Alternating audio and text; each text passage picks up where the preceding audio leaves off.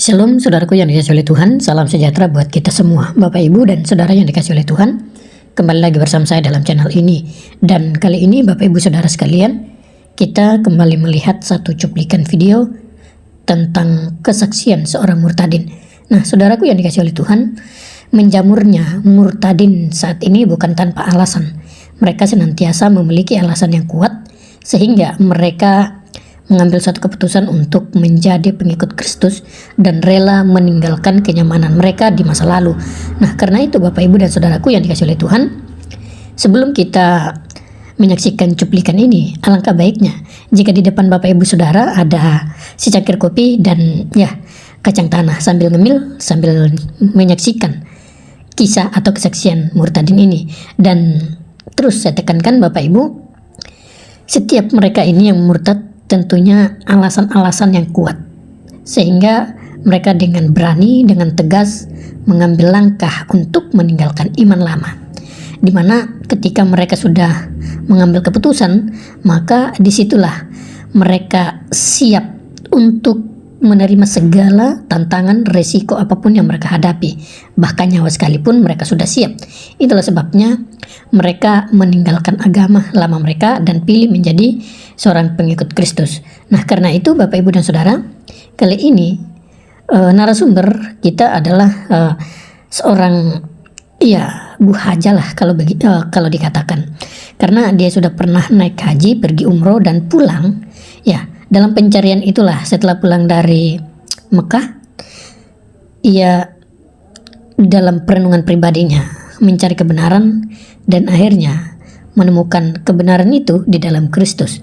Dan bukan cuma itu Bapak Ibu Saudara, selain murtad mengenal Kristus, dia juga terus memperdalam tentang pemahaman tentang iman dalam Kristen atau dalam Kristus, yang kemudian ia menjadi seorang pelayan Tuhan dan menjadi pendeta. Nah, karena itu Bapak Ibu, mari kita saksikan cuplikan berikut ini. Ini dia cuplikannya.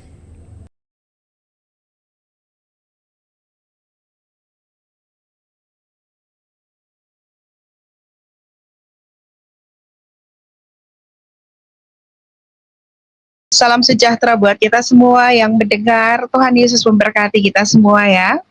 Ya, perkenalkan saya Mariani Marma, sering disapa dengan Bunda Arini.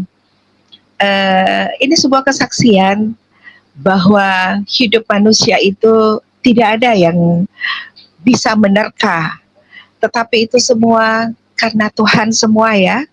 Jadi Bunda itu punya keluarga yang bahagia. Waktu kehidupan Bunda di masa lalu itu berkecukupan, tidak ada kekurangan, dan Bunda dikaruniai 5 orang anak dengan seorang suami yang seorang lawyer.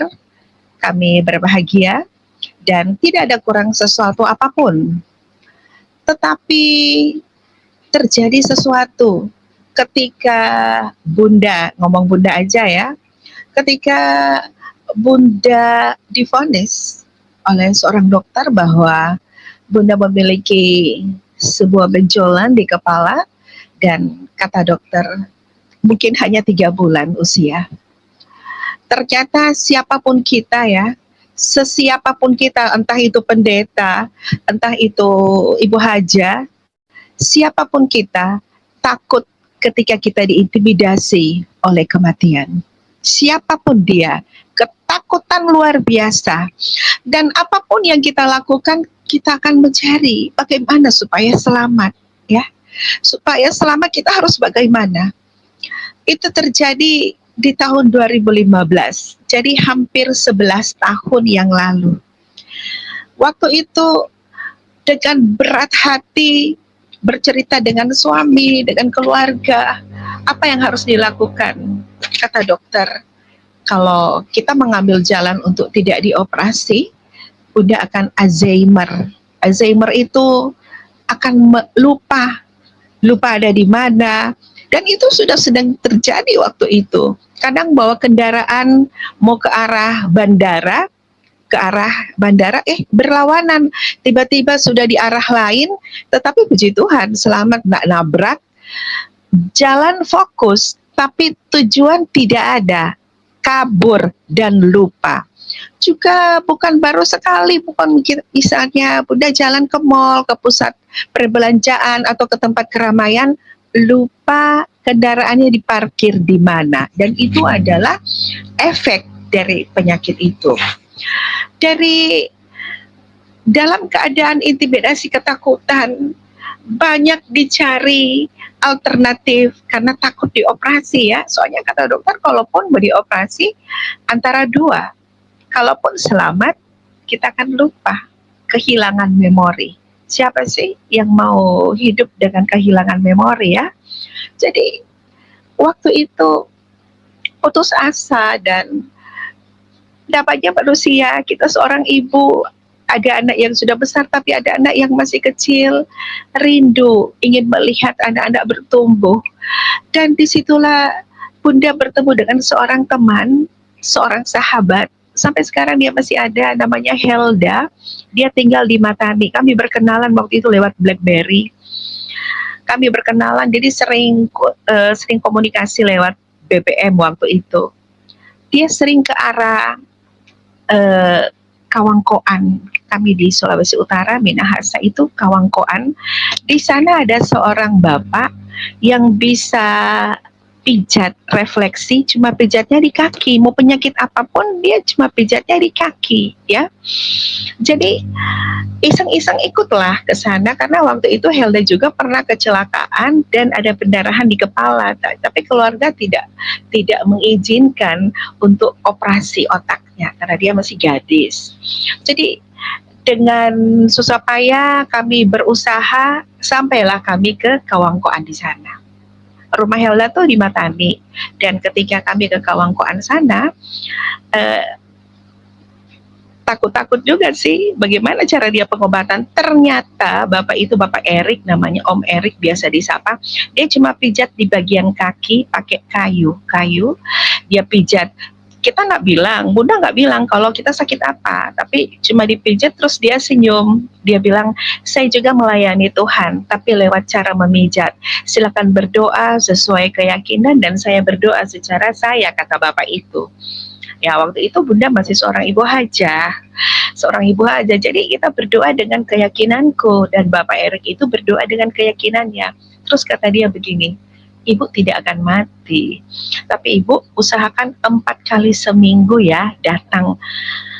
Wow, keren juga ya Bapak ini. Jadi dengan perasaan ada harapan, sedikit harapan. Jadi kami pulang, sudah dipijat di kaki, dan ketika sampai di rumah di Manado, Bunda bercerita dengan suami, dan atas izin suami, atas izin keluarga, Bunda diizinkan sering nginap di rumahnya Helda di Tomohon, karena mengingat 4 kali seminggu. Jadi diizinkanlah Bunda nginap di sana mulai dari Jumat, Sabtu, Minggu, pulang Senin. Jadi 4 hari ini nginap di Tomohon di rumahnya Helda. Jadi kami sore ke sana, urut di sana, pijat kaki di sana.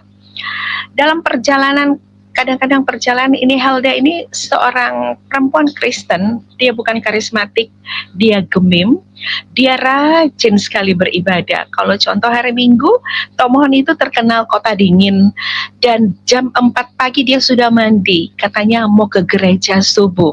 Secara Bunda waktu itu seorang Muslim, wow, kirain cuma Muslim yang sholat subuh, ternyata Kristen juga ada gereja subuh ya. Jadi ketika dia gereja subuh, pulangnya hampir jam 6 pagi, sudah ada lagi ibadah di rumahnya. Entah ibadah apalah, seperti ibadah kayak kolom, atau ibadah apalah seperti itu. Jadi dalam hati Bunda, aduh, kok baru pulang ibadah sudah ibadah lagi. Dan itu pertanyaan dari orang yang awam tentang Kristen. Nah, ketika Helda itu ke gereja, Bunda itu mengintip keadaan di luar lewat jendela. Wow, memanglah Tomohon itu dinamakan kota religi. Di sana orang berduyun-duyun ke gereja, anak-anak sering berpegang tangan, mama, papa berduyun-duyun, dan ramai jalan itu. Kalau di kota Manado, jarang ya kita lihat itu, karena orang-orang kalau ke gereja itu naik kendaraan. Untuk jalan kaki tuh nyaris kurang. Paling yang terlihat tuh di depan-depan gereja saja orang berkumpul ke gereja. Dan di kejadian itu berlaku beberapa bulan. Suatu saat ketika mau ke tempat Helda, waktu mau ke tempat Helda itu Bunda bawa kendaraan sendiri, dan waktu itu ada kaset mobil, waktu itu hanya masih piringan, tidak seperti sekarang ya, masih piringan CD. Waktu mau masuk CD, karena belokan, jadi CD-nya jatuh, otomatis radio yang terdengar. Dan radio itu kebetulan, entahlah, kebetulan radio itu tentang Pastor Gilbert yang membawakan firman Tuhan, dan firman itu sederhana sekali sih, tapi dia masuk seperti panah yang masuk ke telinga, dan itu terasa sekali sampai air mata bisa jatuh. Entah kalau dibilang sekarang, kalau kita sudah mengerti ya, kita udah di zaman Tuhan lah ya kalau sekarang, tapi waktu itu kan Bunda belum tahu apa-apa, Bunda hanya pikir perjalanan saja. Dan firman yang dibacakan itu, mari engkau yang berbeban berat. Lewat kesaksian ini, Bunda mau sampaikan, siapapun kita, tidak ada orang yang tidak punya beban. Semuanya punya. Tapi bagaimana cara kita menghadapi beban itu? Dan setiap orang pasti diizinkan Tuhan untuk menjalani hidup yang penuh dengan pikulan beban berat. Sekalipun mungkin berbeda ya, mungkin berbeda cara kita, tetapi disitulah akan terlihat, karena manusia itu dalam keadaan terhimpit baru kelihatan sarinya. Kayak kalau jeruk, kalau diperas jeruk baru keluar sarinya.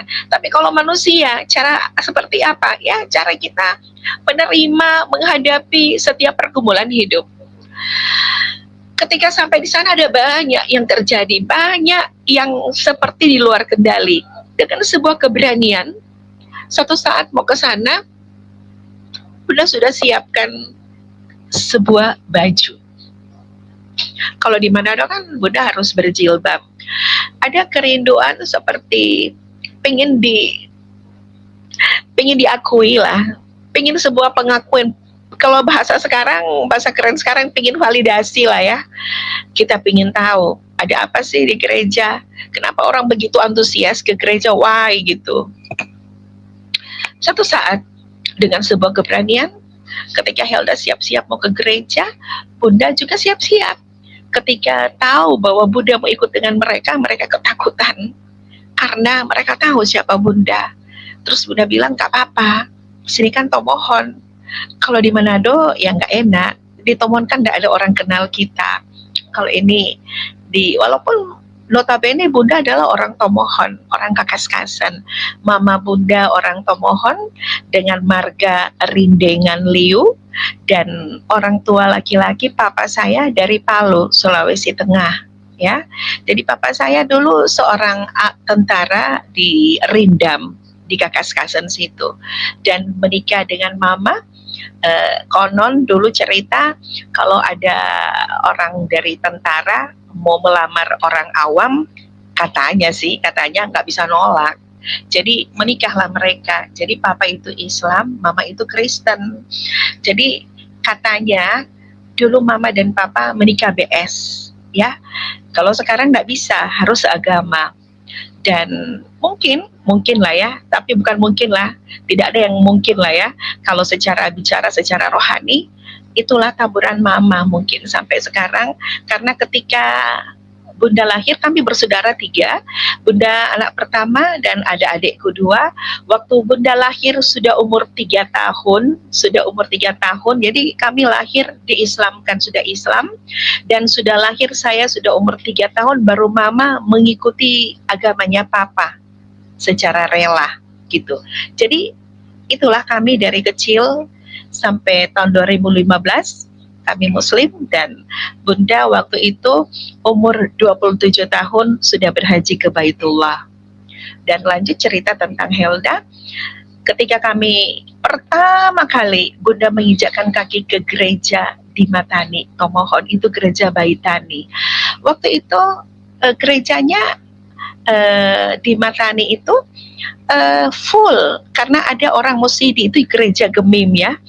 Ada orang Musidi, jadi mama papa terus orang tua baptis juga harus hadir. Jadi full sampai kursi-kursinya meluber keluar gereja. Bunda dengan perasaan percaya diri sekali berjalan tegap ke depan dalam hati, tidak mungkin saya orang pertama ke gereja dan tidak punya tempat. Pasti dong punya tempat, punya keyakinan ya. Waktu itu masih dibilang punya keyakinan, kalau sekarang tidak lagi, sekarang punya iman. Jadi waktu itu ke sana, tiba-tiba ada seorang bapak, seorang peosus menjemput dan dia bilang, "Mari Bu, silakan lewat pintu samping." Dan dari pintu samping Bunda tengok ke belakang, Helda juga ikut dengan Bunda di belakang. Sampai di pintu samping masuk ke dalam, ternyata Bunda didudukkan di balkon bersama-sama dengan pelsus yang ada di gereja itu. Pertama Bunda masih santai, pikir oh mungkin orang yang pertama kali datang harus duduk dengan pelsus di depan di balkon. Kebetulan gereja itu ada balkon tempat pelsus-pelsusnya duduk. Nah, dengan rasa percaya diri semua orang pada melihat, ada yang senyum, tapi Bunda santai aja. Serasa bangga ketika seorang hamba Tuhan, pendetanya selesai dari mimbar, dia turun, mimbarnya tinggi, dia turun langsung jabat tangan. Wow, dalam hati Bunda ya, aduh kita baru rasa simpati loh sama Tuhan Yesus, kita sudah merasa spesial banget. Baru simpati sudah spesial. Bagaimana ya kalau aku ikut seperti itu yang ada di gambaran pikiran, perasaan, dan sudah melambung. Sekejap lupa bahwa Bunda sakit, lupa Bunda punya segalanya, punya tujuan lain. Kalau Bunda ke situ bukan sekedar mampir di gereja, tapi pingin ikut mereka seperti apa di dalam. Belum langsung, oh aku mau beribadah, tidak, belum seperti itu, jujur lah ya. Jadi pulangnya santai saja. Jadi ini kejadian demi kejadian bertambah ketika ada saudara Bunda yang anaknya mau menikah, dia bilang pinjam mobil. Jadi aku parkir mobilnya, ternyata mobilku jadi mobil pengantin. Jadi diantarlah anaknya yang mau menikah di Manado. Mereka tinggal di Tomohon dan mau menikah di Manado. Dan gerejanya ada di Tikala. Gereja Gemim Baitani juga dekat pom bensin yang ada di Tikala situ. Otomatis kan mobil pengantin harus di depan gereja ya. Jadi masuklah pengantin itu, namanya gereja besar, dan orang mau menikah itu kalau tidak salah tuh jam-jam 3 sore, hanya seperti sedikit orang itu mereka masuk. Jadi Bunda terakhir masuk di dalam gereja sambil nunduk.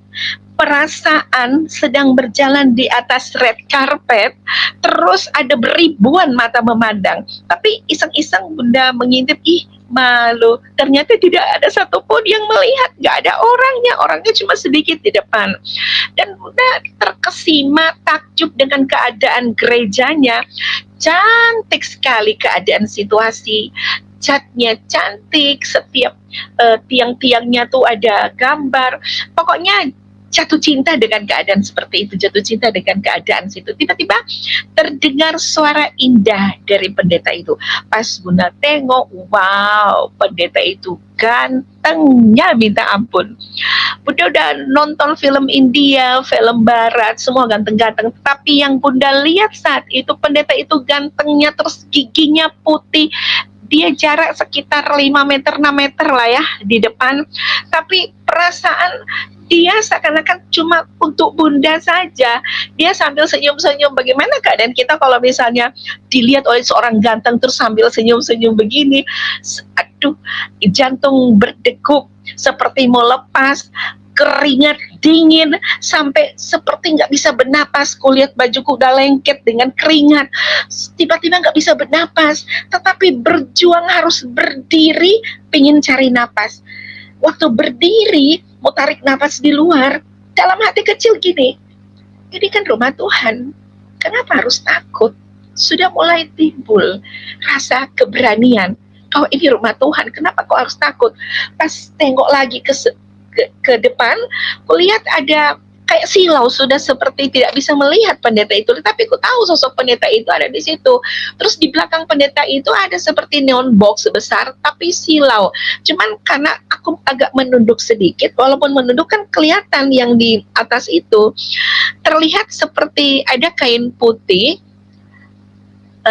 bisa dibilang putih, bisa dibilang kuning, tapi itu kayak menjuntai, tidak jatuh di lantai, kayak tergantung seperti itu.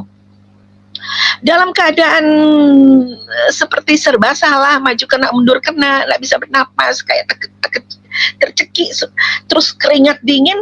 Pas kita tarik napas, kita lihat begini, oh my God, mana pendeta tadi? Pendeta tadi sudah berubah, pendeta sudah jadi pendeta gemuk, ada brewoknya.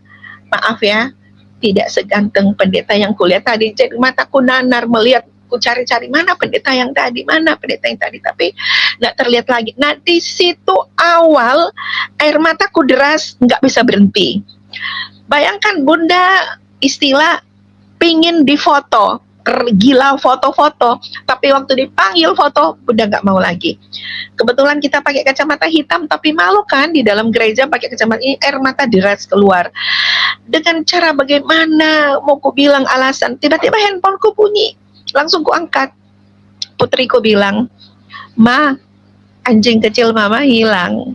Jadi ada alasan untuk nangis waktu itu. Nangis sejadi-jadinya. Jadi yang saudaraku yang tuan pestanya bilang, "Kenapa nangis?"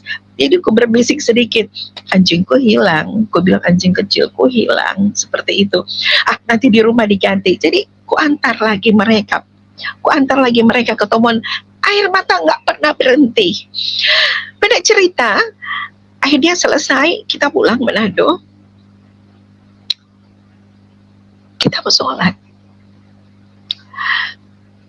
Sudah berwudu, tapi mau sholat itu seperti nggak bisa lagi. Akhirnya aku berlutut dan bilang, "Tuhan, aku percaya Engkau, tapi bukan begini caraku untuk memujimu." Seperti itu. Dan satu saat aku jatuh sakit, masuk rumah sakit, nggak bisa makan, dan berat badanku amblas, nggak bisa makan. Mau minum merasa pahit, mau makan rasa pasir. Tapi yang terjadi, kata dokter, "Ibu tidak sakit." Apa sih yang terjadi? Kalau ku ceritakan apa yang terjadi, takutnya dikirim ke rumah sakit jiwa. Atau kalau mau kuceritakan, akhirnya ku berusaha untuk bisa makan supaya kuat dan pulang dari rumah sakit. Nah, ketika pulang dari rumah sakit, cerita, ku buka Facebook lewat laptop. Aku ingat di sana ada teman seorang pendeta. Aku tidak tahu dia pendeta mana, yang pasti dia seorang pendeta. Dan ketika aku telepon dia respon, dan kami buat janji untuk bertemu. Dan di sanalah kami berjumpa, namanya Ibu Pendeta Lady Loing, dan dialah yang membaptisku waktu itu. Jadi ceritanya sebelum kebaptis ya, banyak kejadian demi kejadian. Dan waktu itu Bunda memberanikan diri untuk dibaptis. Dan Bunda cerita sedikit, waktu Bunda pengalaman spiritual, waktu Bunda masih Ibu Haja, Bunda berhaji ke Baitullah. Sebelum kami berangkat, kami mengundang orang-orang lansia di rumah kami berikan sumbangan ke panti asuhan, karena puji Tuhan suami Bunda adalah seorang lawyer, dia ya bisa dibilang dermawan, dia yang membuat Bunda bisa ke Baitullah. Sebenarnya itu adalah nazar, dan suami mengiyakan dan suami mengizinkan Bunda berangkat. Itu Bunda masih umur 27 tahun, anak baru 2, anak sudah 2. Berangkat kami ke sana. Di sana tidak ada sesuatu terjadi, tetapi banyak pengalaman tentang kebaikan ya. Di sana kalau kita berbuat baik, langsung terjadi kebaikannya, langsung kita rasakan. Enggak misalnya, oh kita harus berbuat baik supaya sebentar nanti, tidak, langsung kejadiannya. Jadi adalah satu cerita kisah, waktu itu Bunda dari Baitullah ada pengemis di sana, banyak pengemis dari India karena begitu murah hati raja di sana, kerajaan di Saudi Arabia sana begitu murah hati, mereka sering menghajikan gratis orang-orang India yang susah, orang-orang yang tidak punya apa-apa, tapi mereka di sana ngemis di tengah masjid di mana-mana. Jadi pas habis sholat, pengemis minta, jadi otomatis ku kasih. Sementara kan kita harus beli minum kan.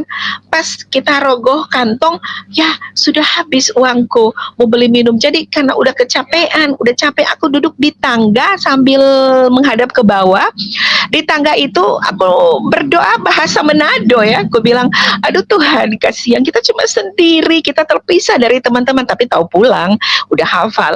Tuhan, kita cuma sendiri, kita punya uang tapi di hotel, kita sekali ini. Pas kita sementara nangis begitu, kita lihat ada sepasang kaki di bawah kaki. Ku angkat kepalaku, Ami-Ami, seorang kakek-kakek, tapi dia pendek kecil, dia bawa susu dan roti, juga di tasnya ada buah dan aqua, air mineral. Terus dia bilang, halal fisabilil haq, Siti Rahma. Dipanggil orang Indonesia, dipanggil Siti Rahma di sana. Bunda langsung ambil, langsung teriak, wow, luar biasa. Jadi di sana Bunda belajar, bukan nanti di haji ya. Waktu itu sebelum berangkat haji juga sudah belajar, kita harus kata kunci untuk menjadi orang yang dikasihi Tuhan, kerendahan hati dan tidak boleh sombong, dan kita harus murah hati. Jadi harus punya kerendahan hati, murah hati, dan tidak boleh sombong ya. Dan itu kejadian-kejadian religi yang jadi di sana. Tetapi sampai di sana orang haji itu tidak saling menghargai, wah, warawiri. Tetapi ketika sampai di Indonesia, di rumah, waduh, kita dijemput seperti seorang tamu luar biasa. Dan mungkin hanya di Indonesia yang punya gelar haji itu dieluk-elukkan seperti itu, tapi sebenarnya biasa aja lagi. Jadi ketika dengar Bunda sudah berpindah, banyak yang menghujat, dan itu sebuah komitmen kita ya, berani melangkah, ambil tanggung jawab, dan hal itu puji Tuhan bisa kita lewati. Ada seperti itu. Bisa kita lewati kejadian itu, dan Bunda percaya sudah mulai tanda-tanda mungkin ya, karena orang yang melakukan kebaikan itu tidak akan pernah harus langsung menerima kebaikan, karena kita harus diuji, kita selalu dalam ujian. Dan mulai itu kita memiliki pergumulan batin, banyak kejadian, menguras air mata, menguras isi kantong, dan setiap manusia punya pergumulan masing-masing ya. Kita pergumulan itu yang Bunda alami adalah sakit dan divonis akan meninggal. Dan ada titik ketika kita sampai di satu titik bahwa kita itu hidup memang hakikatnya untuk mati, tetapi kita ingin umur panjang, kita ingin hidup melihat perkembangan anak, melihat masa sih kita mati konyol masih muda, itu cerita dulu. Tapi berbeda ketika kita telah bersama Tuhan Yesus, hidup adalah bersama Tuhan, hidup itu akan berarti sekali, dan kematian pun adalah sebuah keuntungan. Jadi bukan berarti tidak takut dengan kematian, tapi memang kematian itu harus dihadapi, karena secara iman percaya sekarang kematian itu adalah berjumpa dengan Sang Maha Pemberi hidup ya. Kalau dulu kita belum paham benar apa itu kematian. Kematian itu adalah sebuah momok ketakutan, berpisah dengan kehidupan. Tetapi ketika saat sekarang, bukan berarti mati, bukan begitu kalau secara kasar lah ya. Tetapi kalau sekarang hidup itu amat berarti. Step by step, setiap detik, setiap menit, setiap jam, setiap hari kita melakukan hal-hal yang Tuhan mau. Wow, itu sangat luar biasa. Tetapi bukan berarti kita baik-baik saja. Karena di firman Tuhan juga dibilang, kita akan dimusuhi dunia ketika kita cinta Tuhan. Dan itu yang harus kita kuat-kuatin ya. Buat yang mendengar, yang dalam keadaan situasi kondisi maju kena mundur kena, ayo dikuat-kuatin, kuat. Sekalipun kiri dan kanan, muka dan belakang tidak ada yang melihat kita, tidak ada yang peduli kita, cobalah kita tengok ke atas. Ada yang sedang melihat kita, ada yang sedang menggenggam masa depan kita. Kita masih punya masa depan, ya. Jangan pernah khawatir akan hidupmu. Kalau kita memiliki iman percaya bahwa hidup kita sudah diatur sama Tuhan, ya. Bukan berarti kita harus duduk dulu aja, bukan berarti kita harus malas-malasan saja, kita harus bekerja, ya. Ora et labora, bekerja dan berdoa. Ketika sampai di masa kritis itulah ya, dibilang dengan keberanian Bunda minta dibaptis saat bulan Ramadan. Sebuah pukulan telak bagi keluarga. Bunda bermohon ke suami. Bunda bilang, rahasiain dulu ke anak-anak ya. Jangan sampai anak-anak tahu. Tapi akhirnya toh ketika mereka tahu, mereka juga hancur. Tapi Bunda berdoa supaya kekuatan Tuhan mereka miliki, ya. Tidak gampang seorang ibu hajah untuk melangkah, memilih jalan hidup. Sampai detik ini pun intimidasi tetap ada. Tetapi puji Tuhan, keluarga mendukung, suami mengasihi, menyayangi, dan mensupport. Anak-anak juga sudah paham. Puji Tuhan, sudah ada 2 anak yang ikut Tuhan, dan anak-anak yang lain mereka taat, mereka 5 waktu. Sedikit lagi mau bulan puasa, Bunda juga ikut, Bunda ikut melayani mereka, dan di rumah kami ini Bunda merasa harmonis, dan itu sebuah anugerah Tuhan. Kalau dibilang anugerah Tuhan.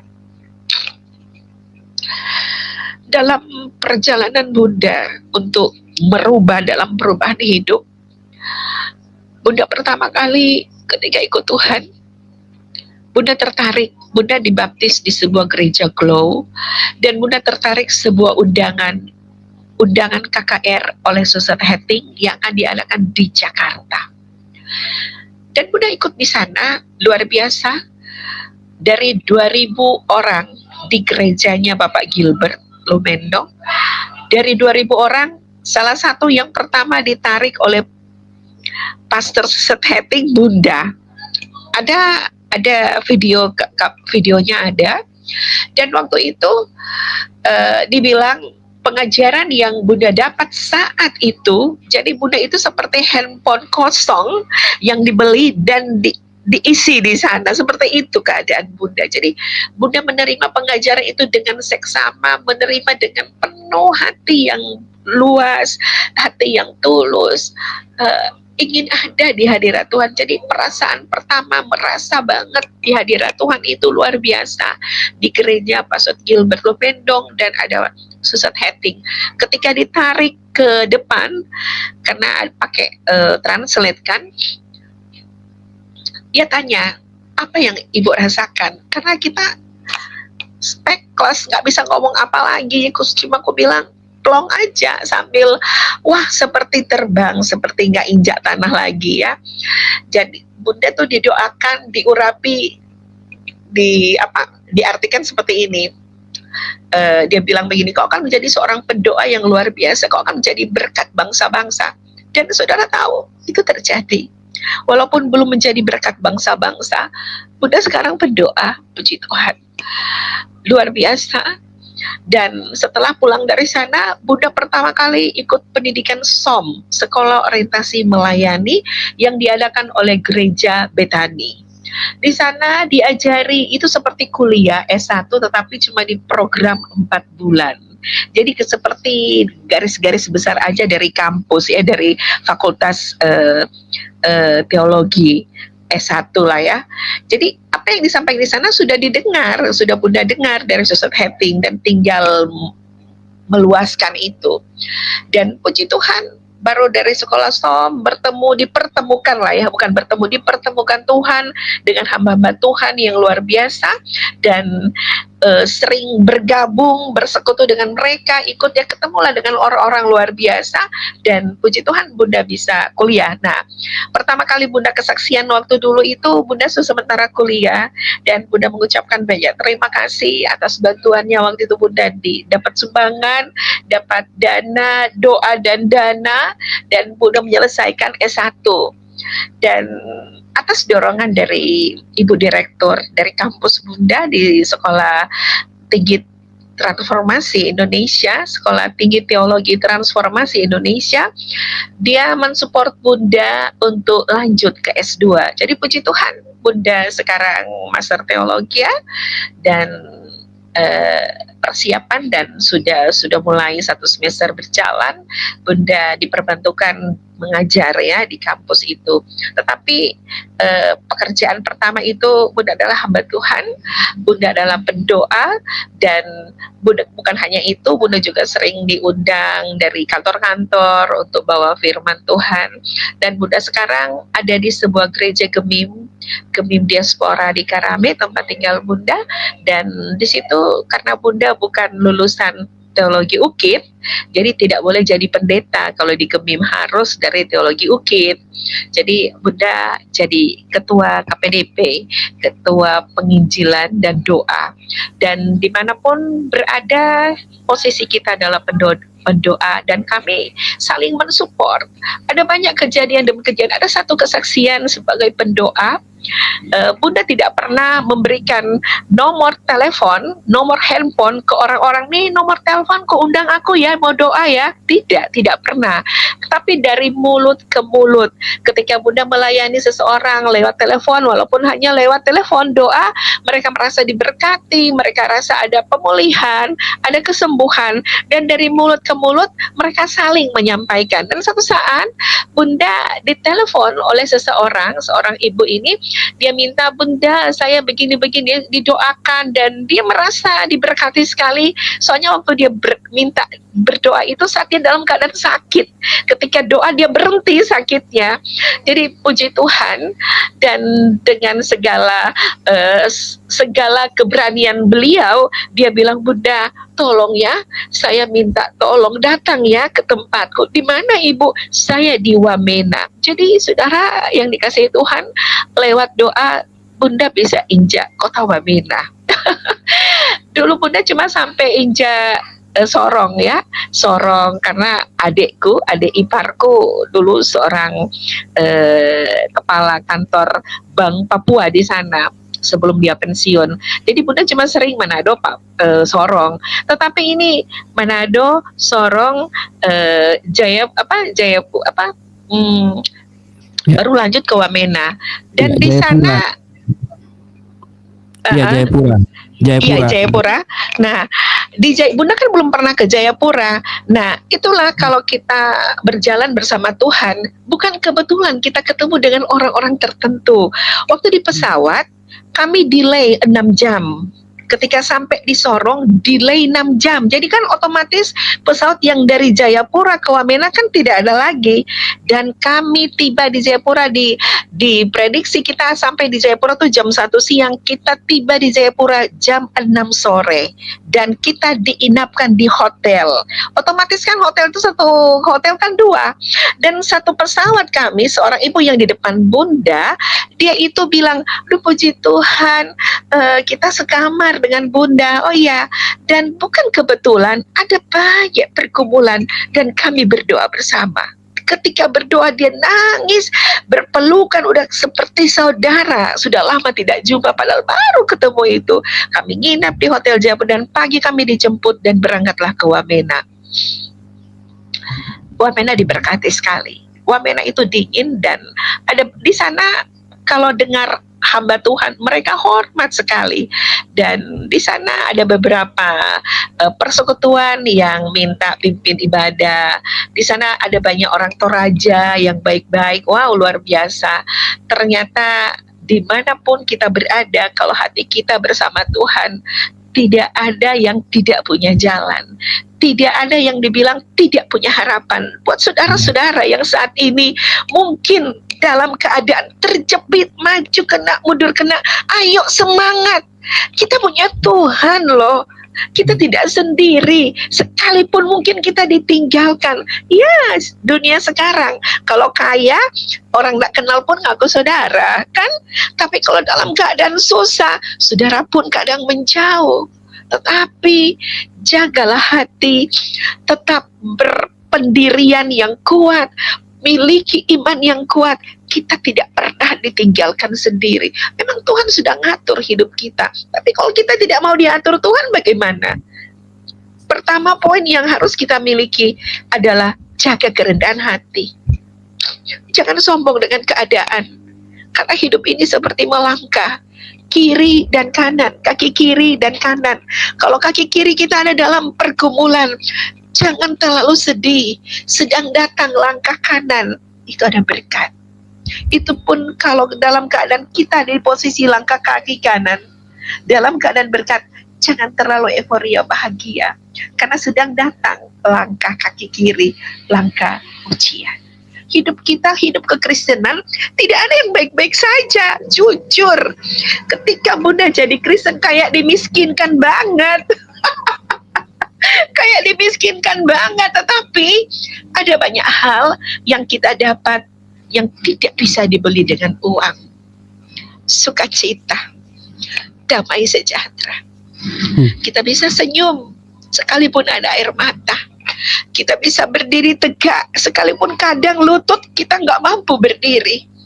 Hanya Tuhan yang sanggup menguatkan kita.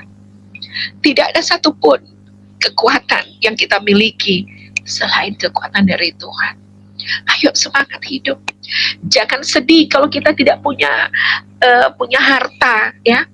Kerjakan apapun yang kau kerjakan dengan kedua belah tanganmu. Kalau dirimu, kalau kita cinta Tuhan, apa saja yang kita buat dengan kedua belah tangan, Tuhan buat itu berhasil. Contoh kesaksian. Waktu corona, kan semua tidak boleh keluar rumah. Bunda tuh stres banget, gak bisa keluar rumah. Pelayanan pun cuma lewat telepon, padahal harus jamaah di rumah sakit, takut keluar. Bunda kebetulan punya mesin jahit di rumah, jadi Bunda iseng-iseng buka YouTube. Kalau pelayanan kan gak kesempat kita nonton, kita buka YouTube. Kita coba deh, kita jahit tas dari kita. Korban dulu, kain sarung suami, korban jadi tas. Wow, jadi udah boleh keluar rumah, aku beli kain. Dan PS tahu, pertama kali Bunda buat tas, Bunda nggak jual, Bunda kasih ke ibu gembala, istri-istri pendeta, cuma kasih, anggap aja buah suluk. Dan apa yang terjadi? Ketika mau menghadapi Natal, mereka mulai telepon, Bun, saya pesan ini ya 50 ya, boleh berapa lama? Wow, ternyata sekalipun kita nggak punya, kita harus memberi, kita harus punya pengorbanan. Kalau dalam pelayanan terus nggak ada pengorbanan, wow, jangan harap itu pelayanan diberkati. Karena Yesus ambil kita tuh dengan pengorbanan loh. Kita sudah ditebus dengan bukan cuma sekedar hadiah besar, darahnya, nyawanya. Dan apa yang harus kita, jadi pertanyaan seperti ini sering kita dengar. Apa sih yang kita terima dalam pelayanan? Itu kita ganti. Apa saja yang sudah kita korbankan dalam pelayanan. Jangan berbicara apa yang kita terima, tapi berbicaralah tentang apa yang sudah kita beri. Apa yang sudah kita beri. Jangan bertanya apa yang akan kita terima. Karena pada hakikatnya dalam hidup ini kita harus saling mengasihi. Seberapa tinggi jabatan kita, seberapa pintar kita khotbah, seberapa cantiknya kita cara berdoa, kalau kita pelit, percuma. Dan itu kita buktikan. Kalau kita melayani, Bunda, kenapa ya pertanyaan ini muncul jawaban? Kenapa para pendoa yang tulus kepada Tuhan, kenapa para hamba-hamba Tuhan yang tulus tidak pernah kaya? Why? Karena bukan berarti kita nggak pernah diberkati. Kita sering diberkati, dikasih amplop, dikirim ke rekening. Tapi kadang suara itu bilang, kau harus memberi ini. Kalau kita lawan, buat apa? Jadi itu istilah memberi dalam keadaan tak punya, itu sering kita alami. Bahkan kita sering, jujur ya, di Facebook, di WA, sering muncul messenger, Bunda boleh minta tolong, boleh punya. Jadi kita dilihat kayak banyak uang. Tapi tugas kita sebagai hamba Tuhan harus menjadi saksi Kristus. Pertama, jadi saksi, kita harus sukacita. Jangan lemah, ya, jangan lemah, harus berdiri tegak. Sekalipun lutut ini kadang gemetar, harus senyum, perlihatkan wajah kita. Dengar ya, sekalipun wajah kita di bawah standar, kalau kita penuh sukacita akan terlihat cantik. Begitu juga bapak-bapak, kalau penuh sukacita pasti terlihat ganteng. Itu kuncinya. Dan terlihat dimanapun orang yang sukacita. Kalau jadi kita senyum aja dengan penuh sukacita ketika lewat orang yang penuh pergumulan, pas dia lihat kita kan kejangkit senyum kita, jadi berkat. Ada beberapa teman yang sering WA ke Bunda begini, Bun, kalau kita ketemu Bunda, kita merasa kayak orang kaya. Wah, kenapa? Iya, kita jadi lupa, kita susah, kita lupa kalau kita banyak pergumulan. Jadi kita harus sering, bukan senyum-senyum sendiri ya, kita harus tetap sukacita, memperlihatkan, menjadi saksi bahwa kita milik Tuhan. Jadi saksilah, bukan saksi susah, saksi bahwa tidak ada orang Kristen yang setia, yang tidak punya permasalahan, tetapi sukacitalah, kata Tuhan. Kan Tuhan bilang, jangan khawatirkan akan apa yang kau makan, jangan khawatirkan akan apa yang kau minum, yang kau pakai. Yang penting hidup ini, ya. Ayo kita perbaiki hidup kita. Sekalipun Bunda sudah istilah melayani Tuhan, MTH, segala macam, banyak ketemu dengan, tetapi Bunda tetap merasa masih sedikit mengenal tentang Tuhan. Ayo kita sama-sama belajar. Akan banyak Tuhan ajarkan kita. Kadang-kadang kita tetap diam saja, sering mendengar apa yang Tuhan bilang, ya.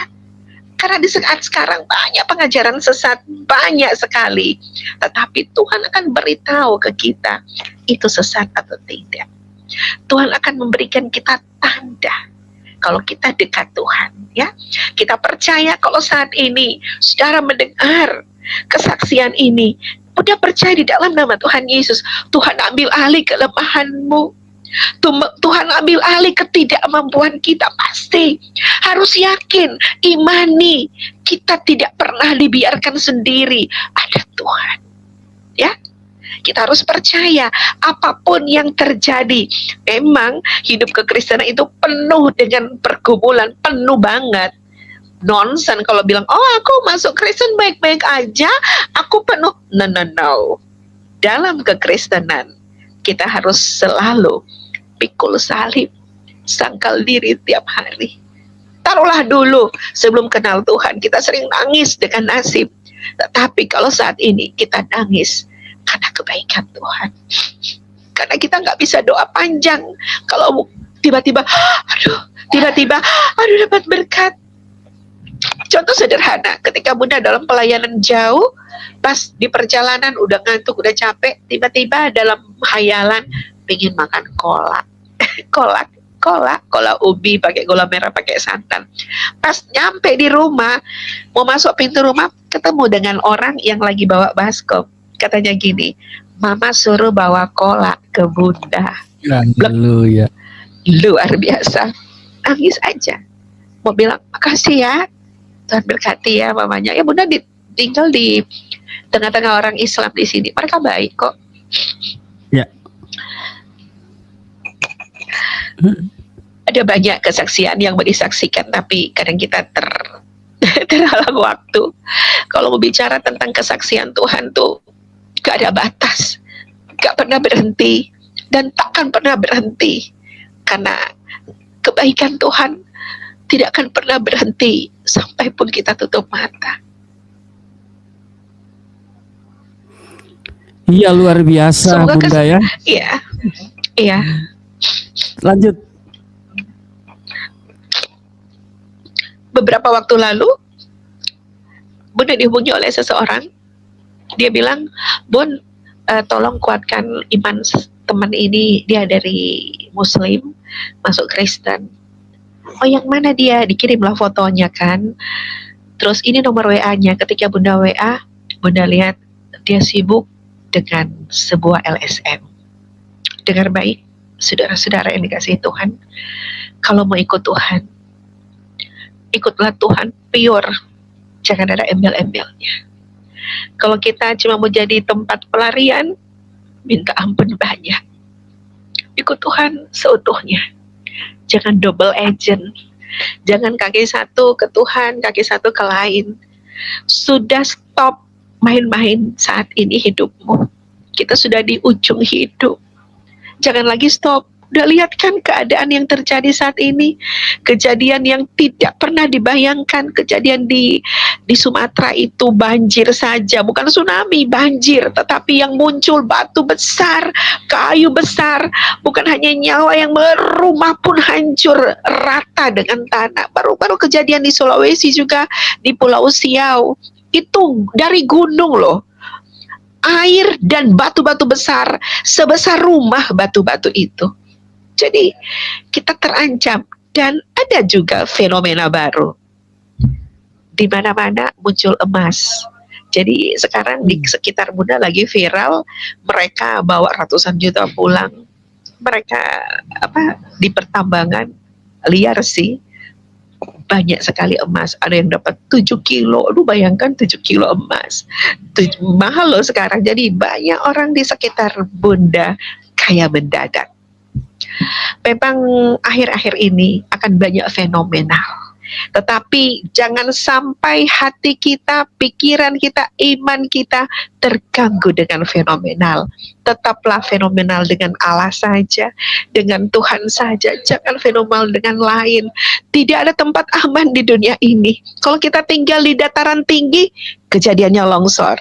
Kita tinggal di dataran rendah, banjir. Ya Bunda di dataran rendah, jadi sering banjir. Ada banyak teman bilang, Bunda pindah aja. Enak aja, emang gampang pindah.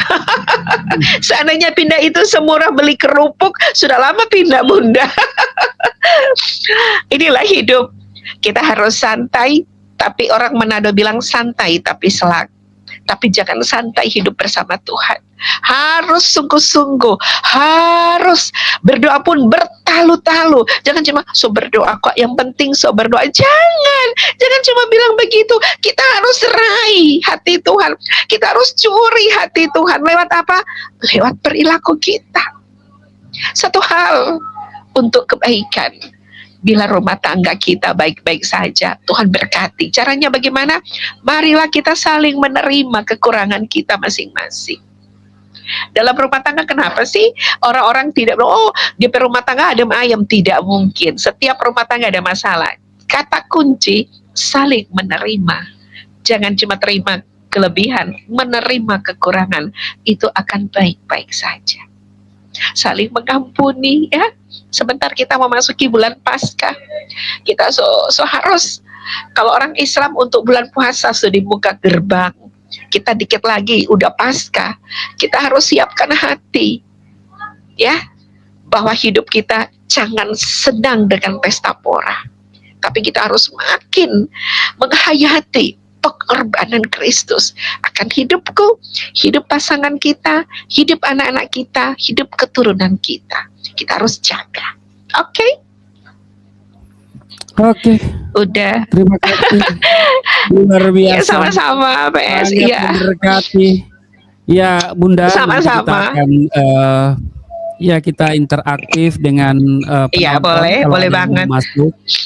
Tapi sementara menunggu saya mau bertanya ada beberapa hal. Jadi tinggalnya di Karame ya? Iya. Karame itu daerah Karame Wanasa itu, iya. Itu pusat kota loh, itu pusat kota. Iya. Kenapa orang senang tinggal di Karame? 5 menit aja sudah di pusat kota jalan kaki. Betul. Jadi kampung Ternate di situ, saya di Ketang Baru. Iya. Ternyata kita tetanggaan tapi belum saling mengenal ya. Iya, tetanggaan dulu waktu masih Muslim ya. Itu memang daerah daerah banjir karena ada sungai di situ ya. Das Tondano, iya. Iya, betul. Kalau hujan memang mengkhawatirkan. Tapi kalau saya Bunda setiap hari hujan dan banjir juga di rumah karena bocor.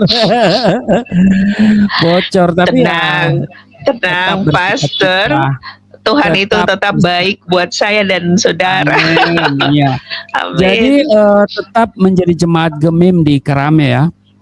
Iya, tapi Nah, tidak menutup masih ada juga gereja karismatik nah, yang suka ngundang Bunda. Jadi kalau ya, ada yang ngundang untuk pimpin ibadah ya Bunda minta izin di gereja. ya, Dan puji Tuhan pendeta dan setiap majelis di gereja paham background ya, Bunda adalah seorang pendoa ya, dan mereka ya. support mendoakan. Oke. Jadi Bapak Ibu yang wilayah Manado terutama jika butuh pelayanan dari Bunda, silakan menghubungi kami. Nanti kami akan memberikan nomor teleponnya.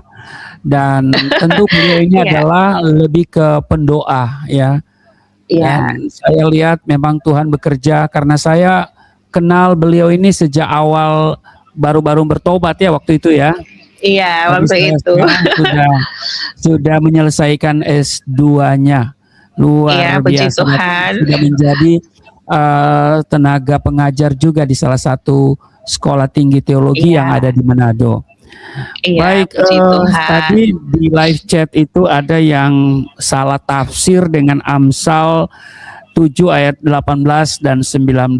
Dia menerjemahkan secara negatif itu yaitu Mawar SOX. Nah, itu kalau baca Alkitab ya harus baca dari awal ya, dari ayat 1 sampai terakhir, bahkan pasal sebelumnya atau sesudahnya. Nah, kalau Anda mentafsirkan itu secara negatif ya, padahal di kitab, kalau Anda Muslim, di kitab Anda memberikan apresiasi terhadap Taurat, Zabur dan Injil. Amsal Iya, adalah salah satu kitab dari Zabur, ditulis oleh Salomo yang Anda sebut itu Nabi Sulaiman ya, tapi dia bukan nabi ya. Bagi kami Salomo itu bukan nabi ya. Dan kalau Anda menerjemahkan itu secara negatif, berarti Anda tidak menghargai apa yang disampaikan oleh Amsal, dalam hal ini Salomo. Kalau saya baca dari ayat 1 itu adalah semacam nasihat kepada anak muda terhadap pelakor ya, supaya anak muda jangan jadi pelakor, tetapi dia harus berpegang teguh pada ketetapan dan peraturannya Tuhan ya. Demikian. Menarik bahwa Bunda umur 20 tahun sudah pergi berhaji 27. kan? Oh, 27 tahun. Jadi waktu 20 itu haji termuda lah ya. ya. 27 tahun. 27 tahun sudah punya anak Iya, dua ya waktu itu, iya, dan pergi ke Baitullah. Di sana juga terjadi hal-hal yang iya, goib, hal-hal yang ajaib. iya, Karena benar. memang dasar hati daripada Bunda itu memang bersih ya. Jadi dimanapun Bunda Iya, pergi berada, kasih setia Tuhan itu menyertai, dan amin. akhirnya pulang Iya, dari sana beberapa waktu kemudian mengalami perjumpaan dengan Tuhan Yesus sampai pada akhirnya menerima Yesus sebagai Tuhan dan juru amin. selamat secara Iya, pribadi.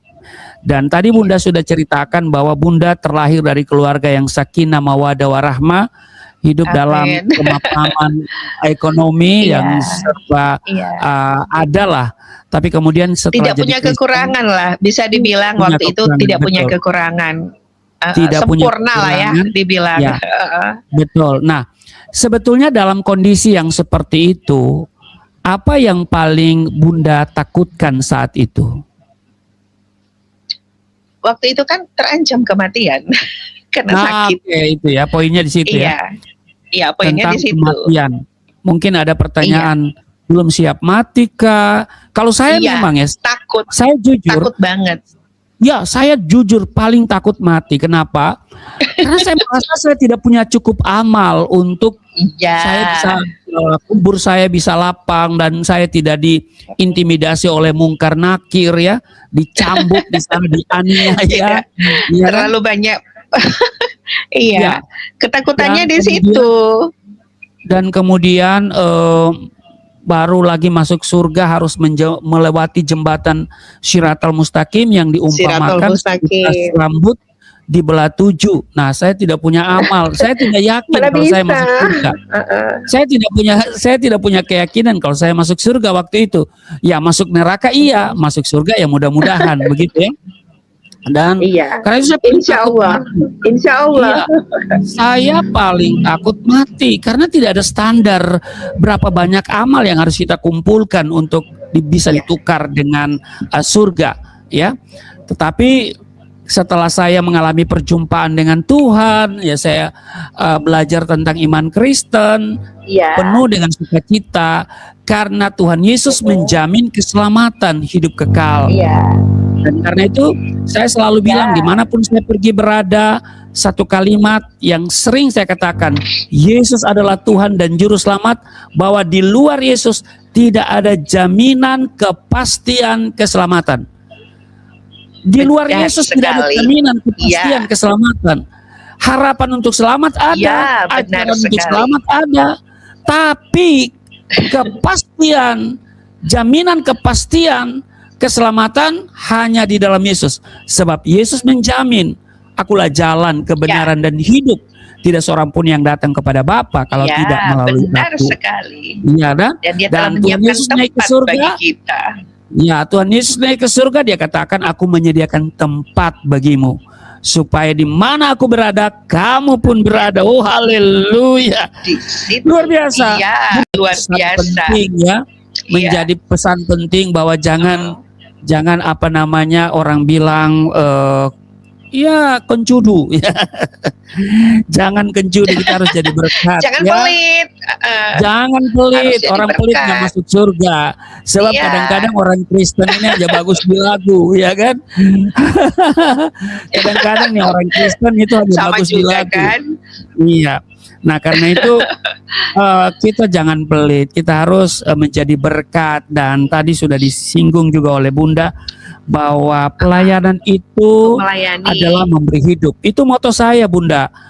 Melayani adalah memberi hidup, ya. Dan melayani Iya, itu adalah pemberian diri. Iya. ya, adalah bentuk nyata dari kita mengasihi Tuhan. Sebab Amin. Tuhan Yesus sempat bertanya kepada Petrus, apakah engkau mengasihi aku? Ya, sampai 3 kali. Iya. Dan Tuhan Yesus katakan, gembalakanlah domba-dombaku. Dan ini bicara tentang pelayanan. Jadi melayani Benar. adalah bentuk nyata kita mengasihi Tuhan. Ya Bunda ya, dan iya Iya. kita harus selalu Melayani dengan berjalan. sungguh-sungguh harus ada pengorbanan. ya, kita harus berjalan bersama Tuhan. Bunda, tadi lalu riwayat penyakit itu gimana? Sudah selesai ya? Udah, puji Tuhan, clear, puji Wah. Tuhan. Bahkan Clear. ada juga benjolan, tetapi cuma berdoa dengan keyakinan luar biasa. Nah, Bunda lupa tadi bilang, Ya. Bunda tadi lupa sampaikan juga lewat acara ini, mau bilang terima kasih buat temanku. Dia Ya. teman yang kerja di Hong Kong, ya, Sally. Dia suka membantu dalam pelayanan. Kadang dia kirim uang dan belikan Alkitab. Dia bilang, kita lihat nih kamu pelayanan ke sana kemari, kita yang hosa, kita yang capek. Kita ingin Iya. ada di titik sepertimu. Aku ingin ada di titik sepertimu. Aku ingin melayani bersamamu. Terus aku bilang, dengan cara apa? Aku ingin membantu, tapi aku hanya beli Alkitab. Jadi di mana mau pergi, tapi pergi yang di jauh-jauh ya. Jangan kalau di perkotaan pasti mereka punya Alkitab. Jadi dia kirim uang, beli Alkitab, dan kami melayani kasih Alkitab. wow, luar biasa ya. Luar biasa. Dia Bunda, saya mau kerja di tanya Hong dulu Kong. nih, dalam hidup ini Ya. ya, pasti kita ada banyak proses, banyak masalah, tantangan. Pasti. Nah, apa Pasti. momen paling gelap ya, paling gelap dalam hidup Bunda? Ketika bersama Tuhan. Nah, pokoknya sebelum atau sesudah, pokoknya gelap di Oke. sini dalam arti tidak ada pengharapan. Iya. Ya. Ketika kita jauh dari Tuhan. Hmm. Rasa gelap itu ketika kita putus asa, maju kena, mundur kena, kita rasa hampa, kita rasa putus asa. Itu momen-momen orang yang jauh dari Tuhan tuh bunuh diri. Jadi harus tetap semangat apapun keadaan situasi. Seperti yang Bunda bilang tadi, muka belakang kiri kanan orang terdekat pun tidak mendukung kita, tidak menghargai kita, tengoklah ke atas. Ada Tuhan yang sedang melihatmu. Tuhan tidak pernah meninggalkanmu. Ketika kita angkat tangan, Tuhan turun tangan. Oh, haleluya. Memang bersama Ya. Tuhan tidak pernah janji kalau sudah dengan Tuhan tidak akan sakit lagi. No, Tuhan tidak pernah janji demikian. Kalau sudah dengan Tuhan tidak ada pergumulan lagi, tidak. Tetapi janji Tuhan hanya satu, aku tidak akan pernah meninggalkanmu sedetik pun. Itu janji Tuhan. Iya, luar biasa ya. Jadi memang iya, harus momen punya paling iman, gelap. harus Ya. punya kepercayaan penuh. Betul, betul.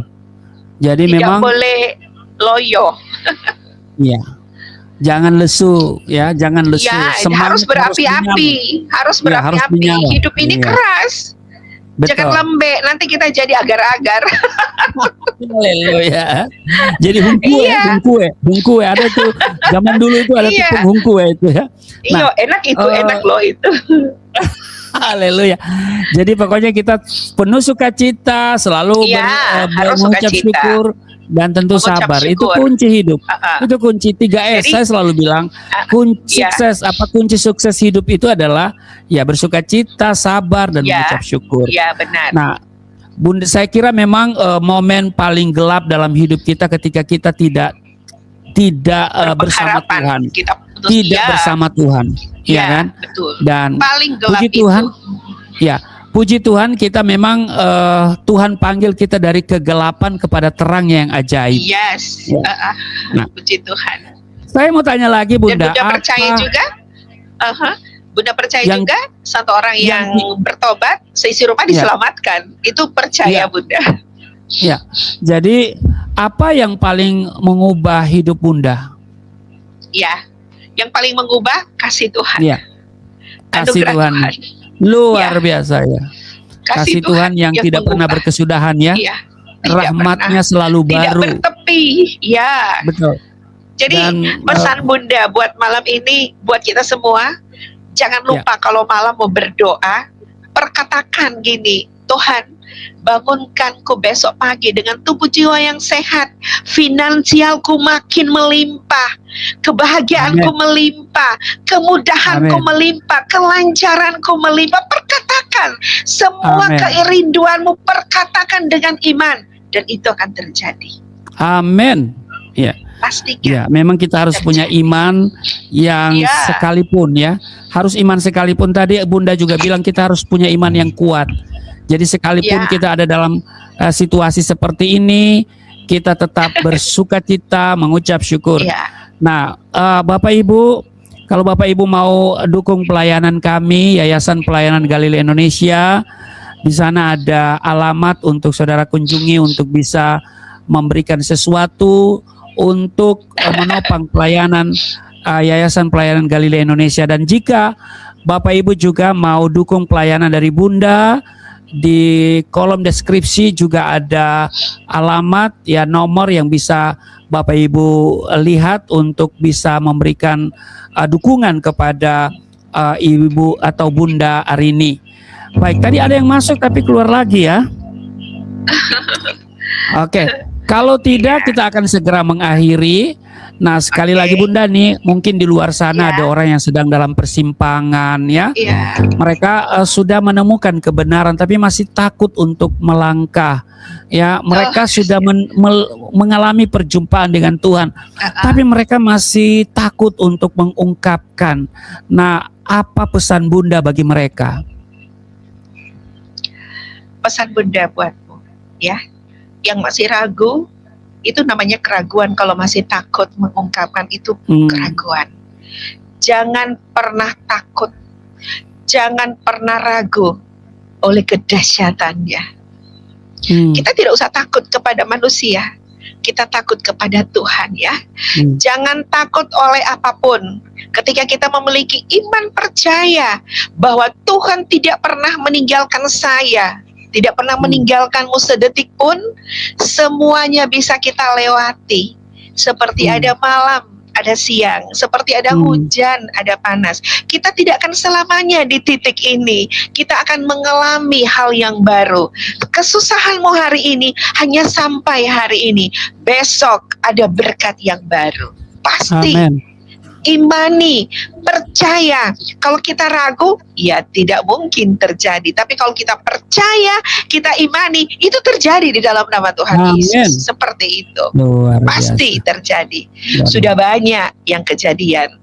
Sedikit cerita, waktu itu ada bunda mau berdoa di sebuah rumah sakit. Harusnya belok ke kiri, tetapi tiba-tiba bunda belok ke kanan. Bunda sudah paksa belok kiri, tapi bunda tetap belok kanan. Ternyata bunda ada di sebuah ruangan isolasi. Seorang ibu yang memiliki kanker di payudara. Rambutnya sudah botak dan dia sudah tidak ada harapan hidup dari wajahnya. Ketika bunda menyapa dia, "Shalom, selamat siang." Dia bilang, "Saya Islam." "Mau apa?" dia bilang. Tapi dalam hati bunda, ini maksud Tuhan kita harus belok kiri tapi kok belok kanan. "Maaf ibu, saya berdoa. Ibu mau saya doakan?" "Berdoa aja." Tapi dengan nada ketus. Bunda maju. Jadi kita harus, seorang pendoa itu harus, iya, kita harus punya hati yang sabar. Cara kita supaya doa kita didengar Tuhan, kita harus mengasihi dia. Jadi bunda lihat dengan sesama, bunda peluk dia. Tadinya dia mau menolak karena dia bau. Kankernya sudah pecah, sudah bau. Bunda dengan keberanian, bunda peluk dia dengan kasih sayang. Bunda tidak lepas. Tiba-tiba pecah tangisnya. Pecah tangisnya. Bunda makin dekat. Makin erat bunda peluk dia dengan kasih. Tetapi bukan cuma sekedar peluk. Bunda bilang, "Tuhan jamah dia. Tuhan yang punya hidupnya. Dia bukan milik kanker. Dia bukan milik tumor. Dia milik Tuhan." Ketika bunda tanya apa yang terjadi, apa yang membuat dia sesak, mulai dia bercerita. Dia dikhianati suaminya. Bunda bawa pulpen, bunda tulis nama suaminya. "Nama suami ibu siapa?" "Mau apa so bunda?" Bunda mau tulis. Ketika bunda tulis, terus bunda doakan, tuntun dia untuk melepaskan pengampunan. Dia bilang, "Biar aja kita masuk neraka, kita mau ampuni dia." Oh my God, kita bilang katanya mau sembuh. Kalau mau sembuh harus mengampuni. Oh iya bunda, kita benci sekali dia, kita dendam sampai mati. Jangan ibu, ibu mau sembuh kan? Ketika ibu mengampuni suami, kesembuhan terjadi. Dan dia mulai menangis. Ketika bunda ibu tuntun dia, bunda tuntun dia berdoa, "Aku melepaskan pengampunan kepada suamiku." Sebut nama suami. Pertama dia tidak sebut, dia cuma bilang suamiku. Sebut namanya ibu. Ulang-ulang sampai perawat berkumpul di pintu. Soalnya mau masuk karena bau ke ruangan. Bunda bilang, "Sebut suami." Akhirnya sebut. Setelah berdoa tidak terjadi sesuatu. Dia cuma tidur, tidak bisa duduk. 3 hari kemudian bunda datangi dia. Tahu apa yang terjadi? Dia sudah duduk, sudah cantik, sudah make up, sudah lipstick. Dia lihat bunda, dia peluk bunda. Dia bilang, "Bunda, kita suami dah datang bawa bunga, bawa buah, bawa makanan. Kok kita lupa catat bunda nomor?" Katanya mau telepon, bunda lagi lupa catat nomornya. Ketika bunda balik lagi, dia sok pulang. Tidak jadi kemo, dinyatakan dia baik-baik saja. Wow, luar biasa. Jadi untuk para pendoa, jangan cuma sekedar berdoa, kita harus mengasihi mereka. Harus kita peluk, jangan ada rasa jijik, jangan ada rasa gimana gitu. Kita harus peluk dia. Itu cara Tuhan. Kasih Tuhan bekerja seperti itu.